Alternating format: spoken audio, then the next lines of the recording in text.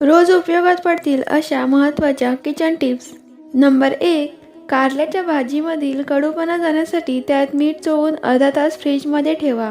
कडूपणा कमी होईल. नंबर 2. भजी करताना ज्वारीचे पीठ घातल्यास भजी कुरकुरीत होते. नंबर 3. तूर डाळ शिजवताना हळद व तेल घातल्यास डाळ छान शिजते. नंबर 4. हिरव्या मिरचीचे देठ काढून फ्रीजमध्ये ठेवल्यास जास्त काळ टिकतात व लवकर लाल होत नाहीत. नंबर 5. पोहे करताना 1 चमचा साखर घातल्यास मऊ होतात व चवीलाही छान लागतात. नंबर 6. उडीद वड्याचे पीठ पातळ झाल्यास रवा घालावा, त्यामुळे पीठ घट्ट होते. नंबर 7. पास्ता आणि नूडल्स बनवताना जर उकळत्या पाण्यात तेल टाकलं तर ते एकमेकांना चिकटत नाहीत. नंबर 8. साबुदाणा भिजत घालताना त्यात 2 चमचे तेल घालावे, म्हणजे साबुदाणा मोकळा सुटसुटीत होतो. नंबर 9. मसाला खराब होऊ नये यासाठी त्यामध्ये हिंगाचे खडे टाकावे. नंबर 10. डोसा, इडली, अप्पे करताना त्यामध्ये अर्धी वाटी सोयाबीन वाटून घालावे, यामुळे त्यातील जीवनसत्त्वे वाढतात. नंबर 11.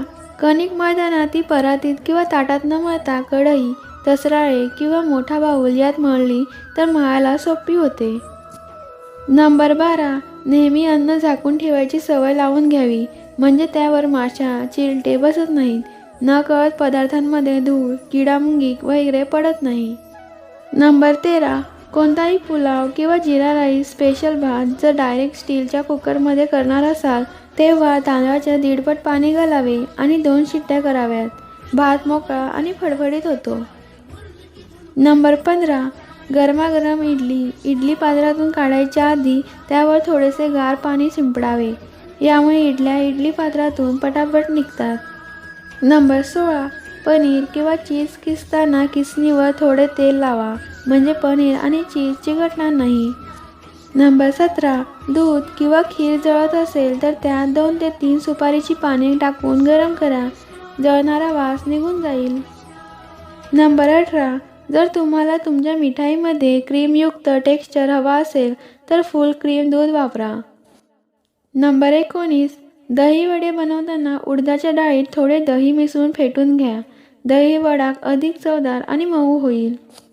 नंबर 20. बीटचा हलवा बनवताना जर तुम्ही बीटमध्ये क्रीम टाकून तळले तर हलवा अधिक स्वादिष्ट होईल. मंडळी, व्हिडिओ कशी वाटली हे कमेंटमध्ये नक्की सांगा आणि आलाच आहात तर सबस्क्राईब करूनच जा. धन्यवाद.